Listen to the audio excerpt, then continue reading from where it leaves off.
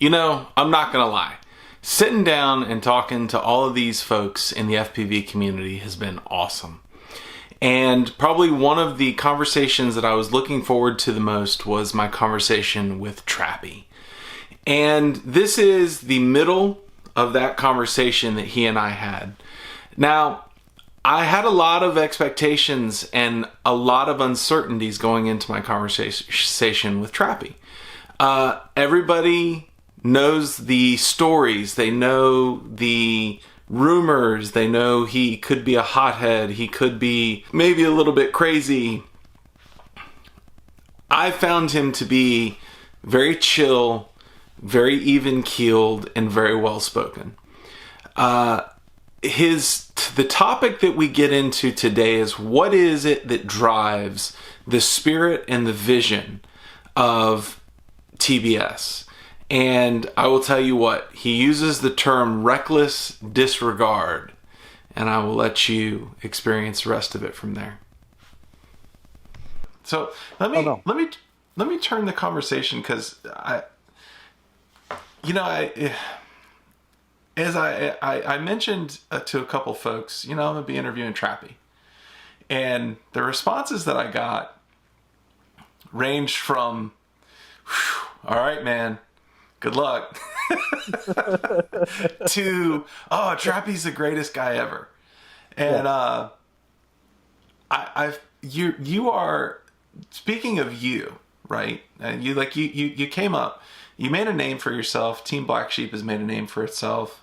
And I think you guys definitely have followed true to your name. You've done the things that are not necessarily, you've pushed the boundaries, right? Yeah.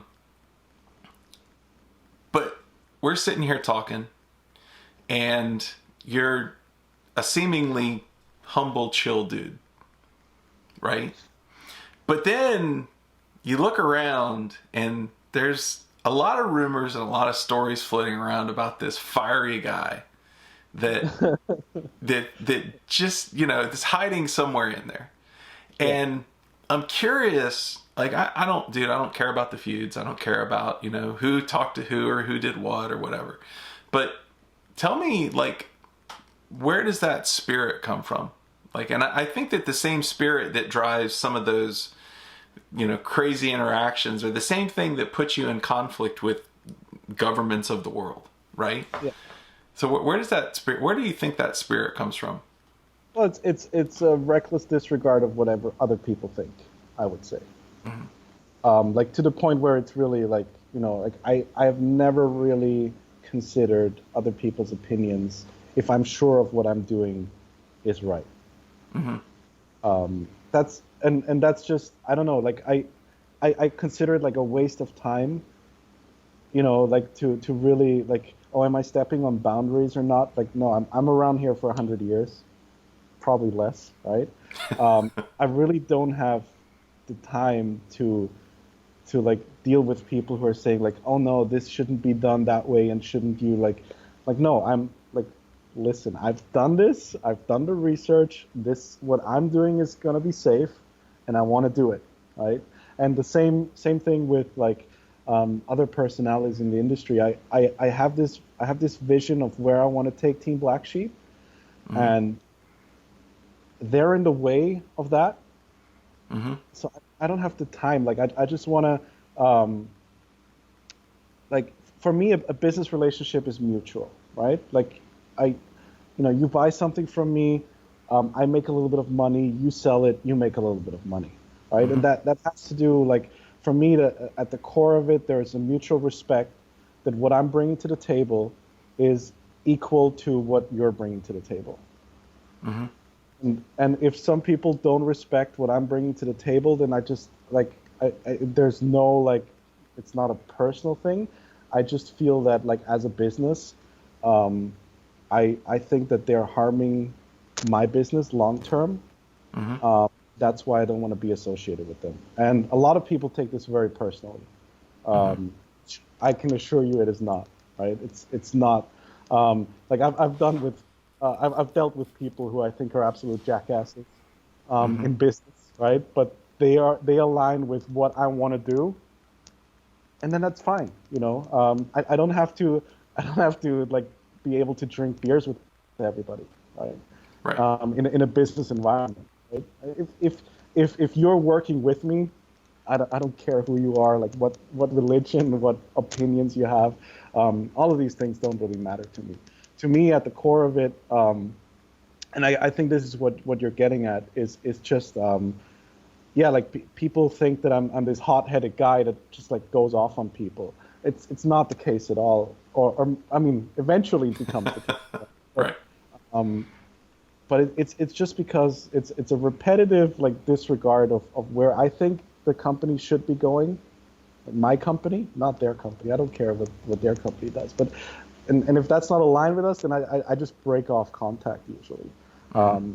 And that that culminates in like no longer selling gear to some people. Okay. That's just like, to me, I don't understand why this has to be discussed in public so much, and I understand that we're doing it right now. Yeah. But I think that's kind of I don't know. It's kind of I think what has changed in this industry. It's like there's no longer a focus on pushing technology and pushing ideas and being like super creative with things. It's more of like a repetitive doing of the same thing. Mm-hmm. And I always take motors, like FPV motors, as an example, right? Like 2015, we had the new motor by Cobra, which was a 2207, Mm-hmm. 2200 kV motor, right? Mm-hmm. And now you have the new motor by whoever, Just 2207, 2207.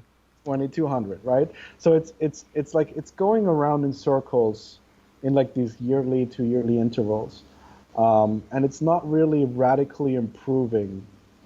So people, I think, have to kind of focus on other things to make noise, right? Like as a business, you have to make noise, right? Mm-hmm.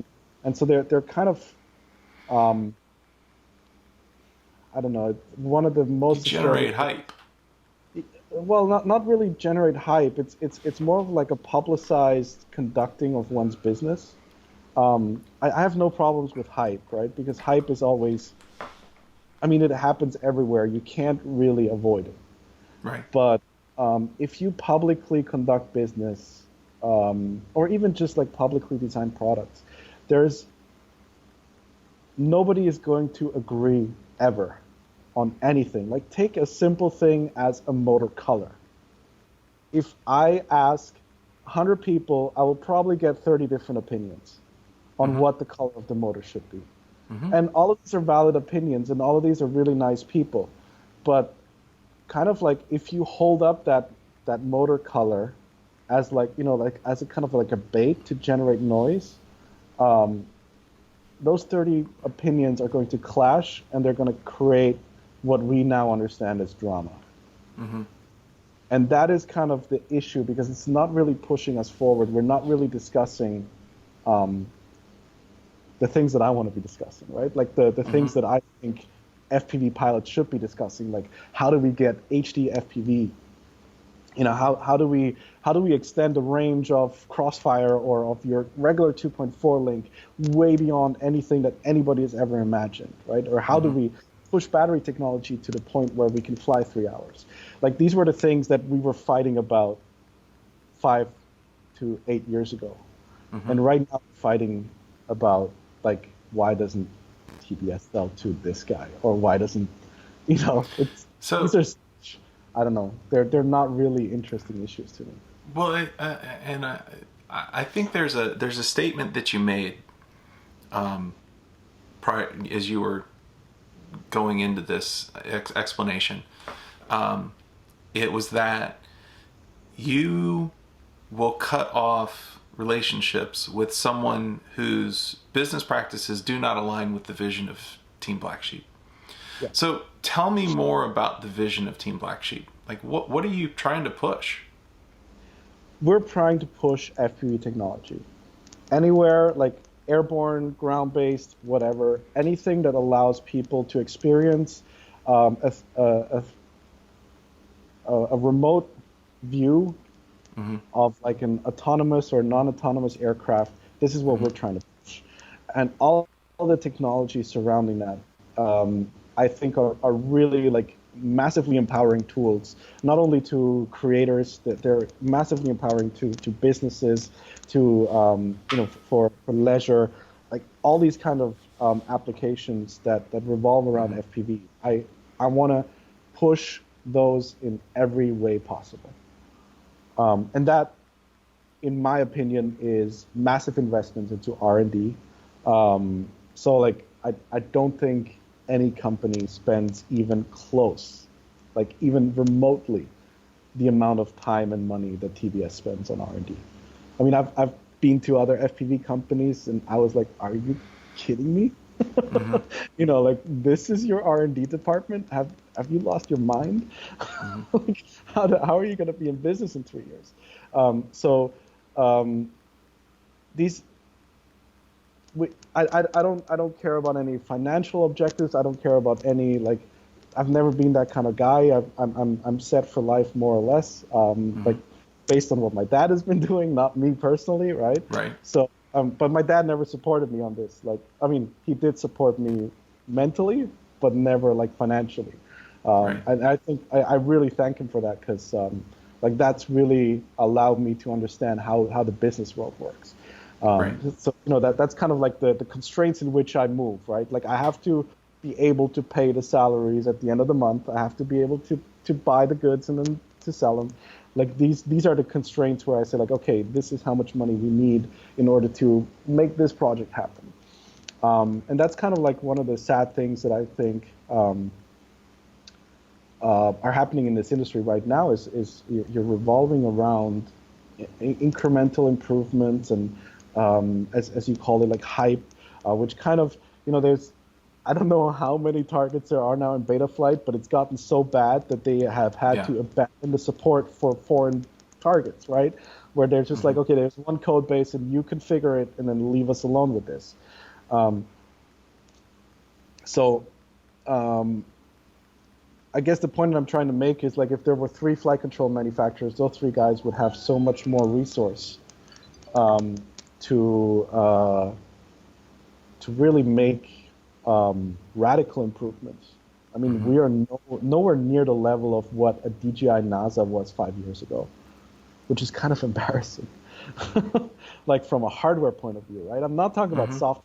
The Betaflight guys have really pushed the limits in terms of like filtering and all of that. But Right. if you like really take, if take a If serious you look at well, if change. you take the architecture, the chip architecture that our flight controllers are running on is archaic.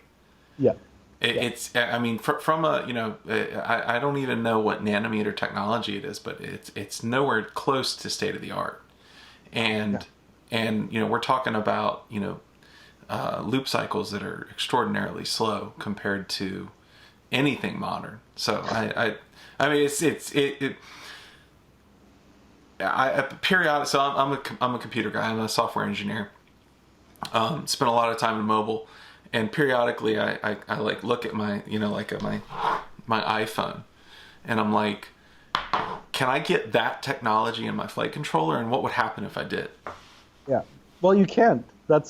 It's impossible because like for like the R&D department would have to be 10 to 15 times larger of what like the entire Well, field then the of flight FPV has, then the right? flight And controller would be $1,000 as well at a minimum, yeah. probably Well, ten I mean, thousand dollars. DJI has kind of put that technology into a drone and it's not that expensive anymore, right? If Mm-hmm. you really, I mean, mobile phone companies make a shit ton of money, Yeah, they do. right? Like DJI doesn't make that sort of money. Um, Plus, like with making the technology more accessible, you kind of grow your market to a point where you can chips don't cost much to make, right? So you Right, can really drop the price of manufacturing if you have the ability to order 1 million of them. But right, because we have 50 different manufacturers, we're spreading those quantities out, right? And then everybody orders 1,000 right. instead of 50,000, and so like the overall You price look that at the we're paying is economies of high. scale. Yeah, and then there's the economies of scale that are just like super disturbing to me. It seems weird that um, there are so many VTX manufacturers out there right now, Hmm. and they're basically all just push nickels and dimes, in my opinion. Um, like on the grand scheme of things, right? I mean, obviously there's money to be made, um, and and livelihoods to be earned. But Hmm. if you really want to push this stuff, it has to be 10 times more efficient in terms of like whether we make 5, 50, 50,000, or 50 million VTXs, I would argue is not that big of a difference on our workload. Like once we get past the first 5 or 500, we've done the work, and at that point it's just adding a zero at the end of the Hmm. invoice. Um, so these are like I don't really care about the money aspect side of it, but it's just like annoying to see um, that so many people are trying to do exactly the same thing rather than like branch out, and make different kinds of um, cool things that kind of broaden the hobby rather than um, grow it vertically, which is just like Hmm. giving more choice to the consumers. I mean, like when we started, do you want to get the 2.4 or do you want to get the 1.2? That Hmm. was it. Like there Hmm. was no, do you want to get the HV option? Do you want to get the SMA, UFL, MMCX? None of that. Hmm. None of it. Um, and we still flew FPV just fine, Hmm. right? Um, yeah, the VTXs were like $70 and now they're like 15, but it hasn't really changed that much in terms of the technology, especially the price constraints. They've kind of limited to what we are able to do. So there you have it. That's Trappy. He's not, he didn't breathe fire. He did not, in fact, cut the heads off of kittens while we were talking. Kind of a really chill, dope dude. I thoroughly enjoyed our conversation. The next part of the interview, which, if things go right, we'll release tomorrow, is the question I ask him based on what is the health of the FPV industry. And quite frankly, you're just going to have to wait to see it. I'll talk to you soon. Bye.